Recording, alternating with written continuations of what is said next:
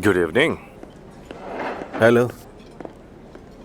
अफसून अभी तक नहीं आई, शायद ट्रैफिक में फंस गई होगी।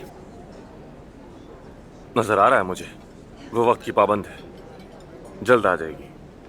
हाँ बिल्कुल, वो काफी पाबंद है। तुम तो अच्छी तरह जानते हो अफसून को। वैसे एक दूसरे को कब से जानते हो? कुछ हफ्ते ही हुए हैं, लेकिन अली, एक दूसरे को जानने के लिए अच्छा वक्त साथ गुजारने की जरूरत होती है। ज्यादा वक्त गुजारने की जरूरत हरगिज नहीं।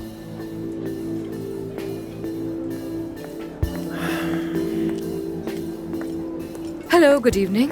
हेलो। गुड इवनिंग अफसून, कैसी हो? ठीक हूँ। और आप लोग कैसे हैं? बिल्कुल ठीक। ठीक हूं।